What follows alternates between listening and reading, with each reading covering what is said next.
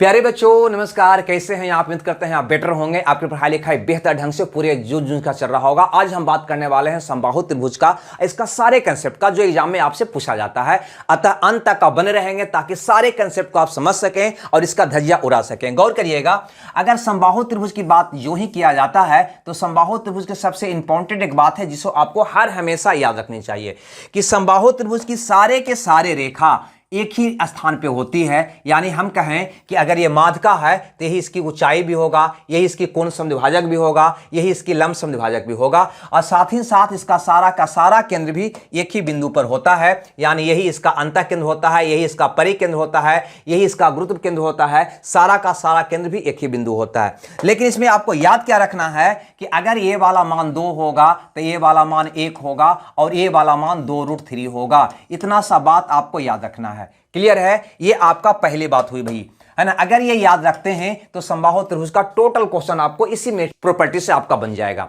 ठीक है भाई। अब यहां पे एक बात और आपको क्या याद रखना है कि कोई भी समबाहु त्रिभुज में अगर अंदर में कोई बिंदु मान लो यहां पर एक बिंदु P दे दिया गया है और इससे तीनों भुजा पर डाला गया लंब की लंबाई दे दे, यहां से ए वाला और यहां से ए वाला, ये तीनों भुजा से डाला गया लंब की लंबाई मान लो ये आपको कह दे H1 है, ए वाला कह दे H2 है और ए वाला कह दे H3 है। तो याद रखिएगा इसका जो ऊंचाई होगा ना, ये वाला ए वाला इसका जो ऊंचाई होगा ना, ये तीनों के योग के बराबर होगा, H1 plus H2 plus H3। ये इसकी दूसरी बात आप याद रखेंगे। इसके अलावा कोई भी बात आपको याद रखने की आवश्यकता नहीं है ना। और थोड़ा बहुत फंडामेंटल आप तो जानते ही होंगे कि समबाहु त्रिभुज में अगर अंदर से तीनों भुजाओं को टच करते हुए कोई वृत्त खींचा जाता है तो इसको कहते हैं अंतःवृत्त। क्या कहते हैं भैया? अंतःवृत्त। इसकी त्रिज्या क्या होगा? ई वाला होगा।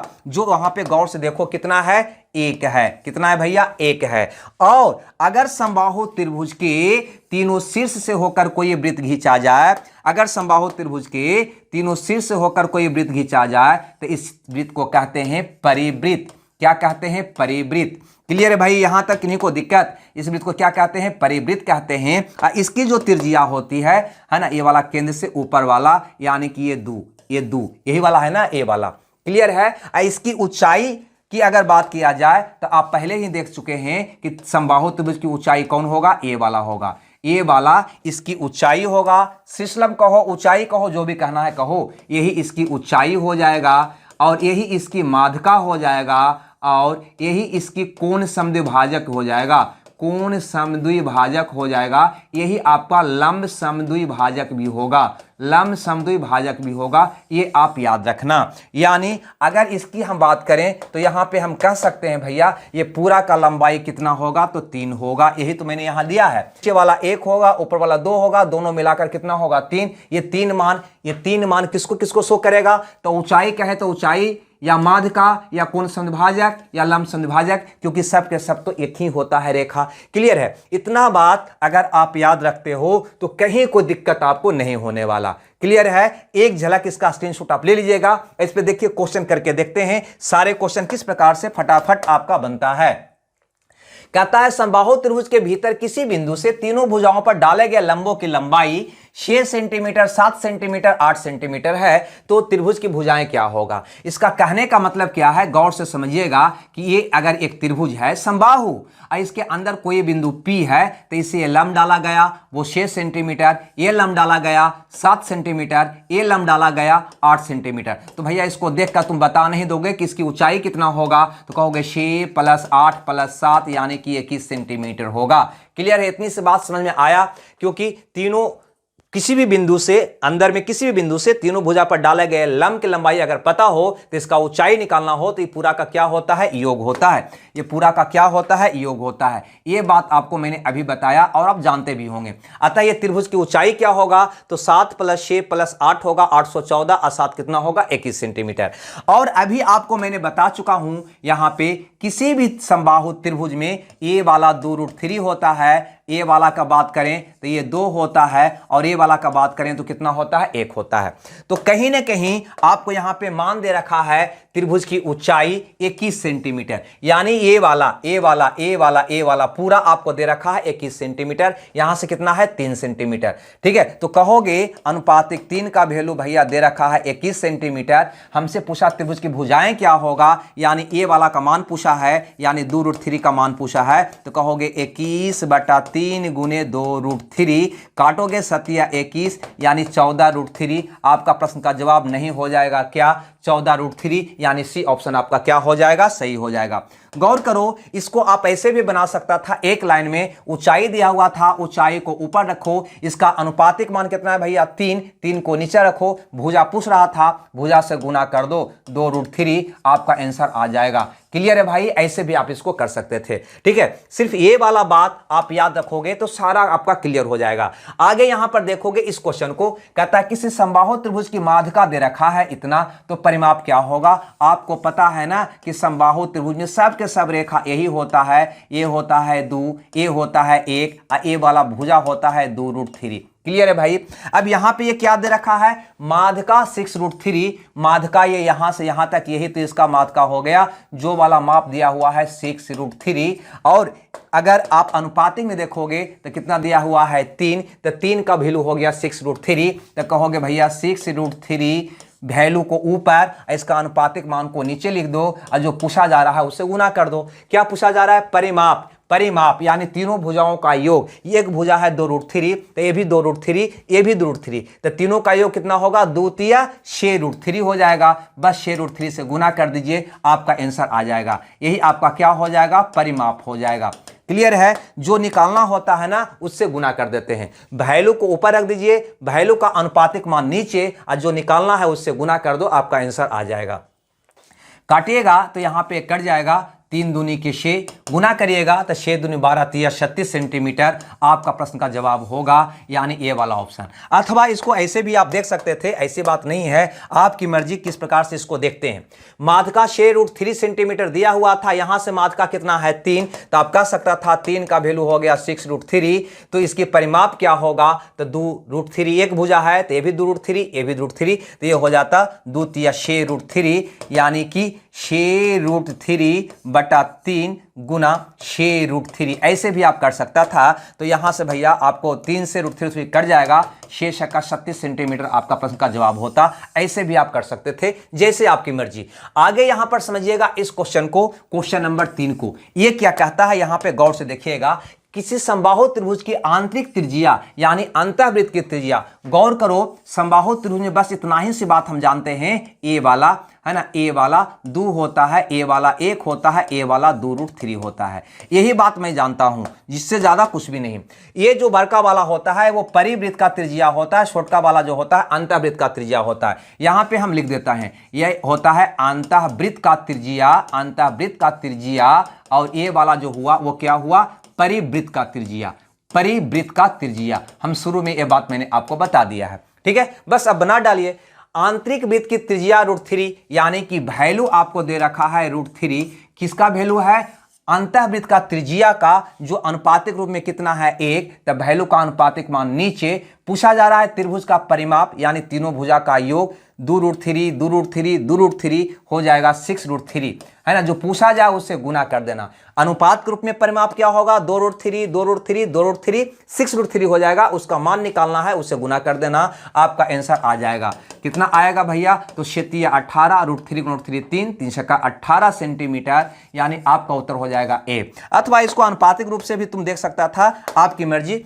यहाँ पे अंतःवृत्त की त्रिज्या दे रखा था 3 सेंटीमीटर, और यहाँ पे है 1, तो हम कहते 1 का वैल्यू हो गया √3 सेंटीमीटर, तो तीनों भुजाओं का योग 6√3 का मान क्या होगा, ऐसे भी आप कर सकते थे। तो कहते √3/1 गुना 6√3, आपका आंसर वही आता। क्लियर है, तो ये वाला जो बात है आप बिल्कुल याद रखेंगे, जो वैल्यू दिया हुआ है उसको ऊपर, अब वैल्यू का ही अनुपातिक मान को नीचे लिखना है, और जिसको निकालना है उससे क्या कर देना है, गुना कर देना है, बहुत झटके में आंसर आ जाएगा। आगे यहां पर देखते हैं अगला क्वेश्चन, यानी क्वेश्चन नंबर 4 को। ठीक है। अब यहां पे ये क्वेश्चन कहता है कि किसी समबाहु त्रिभुज का परिवृत्त का त्रिज्या 8 सेंटीमीटर है तो अंतःवृत्त का त्रिज्या क्या होगा। गौर से समझिएगा, यहां पे अगर ये समबाहु त्रिभुज है तो आपको मैंने बताया है ये होता है 2, ये होता है 1, ये होता है 2√3। इतना ही आपको याद रखना है। ये वाला जो होता है परिवृत्त का त्रिज्या बड़की आर, ये होता है छोटकी वृत्त का त्रिज्या यानी अंतर्वृत्त का त्रिज्या छोटकी आर। ठीक है, हमसे पूछा है यहां पे कि परिवृत्त का त्रिज्या 8 सेंटीमीटर है, यही आपका परिवृत्त का त्रिज्या हुआ, ये आपका परिवृत्त का त्रिज्या हुआ और ये आपका अंतःवृत्त का त्रिज्या हुआ, अंतःवृत्त का त्रिज्या हुआ। तुम यहीं से निकाल सकते हो कि परिवृत्त का त्रिज्या 8 है, यहां पे परिवृत्त का त्रिज्या 2 है और यहां पे परिवृत्त का त्रिज्या 8 है। जो वैल्यू दिया हुआ है उसको और इसका यही वैल्यू का अनुपातिक मान को नीचे और जो मान निकालना उससे गुना, अंतःवृत्त का त्रिज्या निकालना यानी 1 का मान निकालना 1 से गुना कर दोगे, आपका उत्तर आ जाएगा 4 सेंटीमीटर। ऐसे भी तुम देख सकता है यहां पे, ऐसे भी तुम देख सकता है यहां पे कि ये परिवृत्त का त्रिज्या अंतःवृत्त का त्रिज्या में रिलेशन देखोगे तो इसका क्या होता है, आधा होता है। इसका क्या होता है, आधा होता है। देखो 2 है तो कितना है, 1 है। तो अगर बड़का वृत्त का त्रिज्या 8 है तो छोटका वृत्त का त्रिज्या इसका आधा होगा यानी कि 4 होगा। क्लियर है भाई, ऐसे भी इसको मौखिक बना सकता था। हमें लगता है ये बात आप समझ गए होंगे। एक क्वेश्चन और यहां पे देखिए गौर से, ये क्वेश्चन को भी देख लेते हैं। ये क्वेश्चन यहां पे कह रहा है कि समबाहु त्रिभुज की प्रत्येक भुजा 14√3 सेंटीमीटर है तो अंतःवृत्त का एरिया क्या होगा। बहुत ही आसान क्वेश्चन है। यहां पे अगर आप कहोगे समबाहु त्रिभुज की भुजा, गौर से समझिएगा, ये हो गया 2√3, ये वाला में आपको पता है ये हो गया 2 और ये हो गया 1। क्लियर है भाई।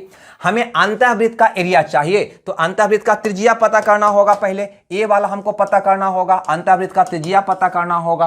क्लियर है। चलो दिया हुआ क्या है, तो प्रत्येक भुजा दिया हुआ है त्रिभुज का 14√3। अब यही भुजा का अनुपातिक मान नीचे लिखेंगे तो भुजा का प्रतिशत मान कितना, अनुपातिक मान कितना है 2√3। कहां डाल दोगे, नीचे।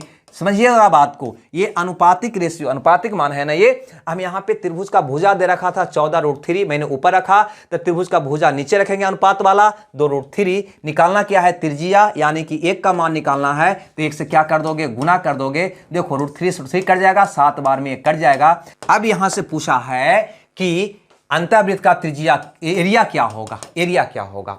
याद रखना हमें एरिया निकालने की आवश्यकता भी नहीं है, सीधे रख देंगे 154 वर्ग सेंटीमीटर स्क्वायर, ये मेरा उत्तर होगा। क्यों, क्योंकि त्रिज्या आपको यहां पे आ गया 7 सेंटीमीटर और 7 अगर त्रिज्या है तो उसका एरिया कितना होता है 154, आपको पता होगा 7, 44 और 154 यह स्टैंडर्ड मान होता है। यानी किसी वृत्त का स्टैंडर्ड त्रिज्या 7 माना जाता है, स्टैंडर्ड परिधि कितना हो जाएगा 44 और उसका एरिया कितना हो जाएगा 154। ये बात आप याद रखेंगे। अगर त्रिज्या 7 होगा तो उसका परिधि 44 होगा और उसका एरिया 154 होगा। क्लियर है। ये स्टैंडर्ड वैल्यू है, इसके आधार पे आप निकाल सकते हो या फिर फार्मूला भी लगा सकते हो, है ना। पाई आर स्क्वायर वाला फार्मूला भी लगा सकते हो। पाई बटा 7 गुना आर का मान 7 है तो 7 गुना 7 करोगे, 7 से 7 कर जाएगा, 154 आपका आ जाएगा। ऐसे भी आप कर सकते हो। क्लियर है भाई। तो हमें लगता है ये बात आपको समझ आ गया होगा। यानी ये वाला बात अगर आपके दिमाग में है, ये वाला बात अगर आपके दिमाग में है तो हमें लगता है सारे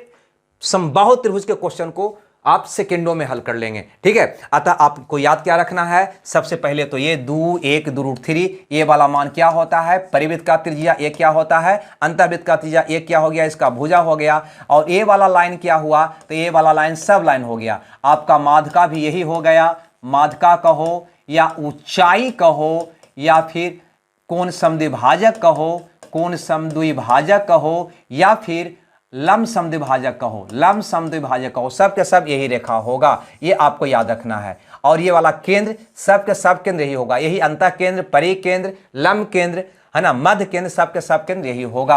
हमें लगता है ये बात आपको समझ में आ गया होगा, है ना। एक बार और इसको देख लीजिएगा। अगर ये क्लास बढ़िया लगा हो तो आप लाइक जरूर करेंगे, अपने दोस्तों में शेयर भी करेंगे। जो विद्यार्थी चैनल पे नए हैं चैनल को सब्सक्राइब कर लेंगे। हम पर डे, है ना, ये वीडियो शाम को 6 बजे या 7 बजे अपलोड करते हैं 5 से 10 मिनट का, जो आपको बहुत फायदा पहुंचाता है, जिससे आप बहुत लाइक भी कर रहे हैं। ठीक है दोस्तों, तो हमें दीजिए विदा। मिलते हैं कल शाम 6 बजे, है ना, नए कंसेप्ट के साथ। जब तक खुश रहिए, मगन रहिए। Okay, bye bye.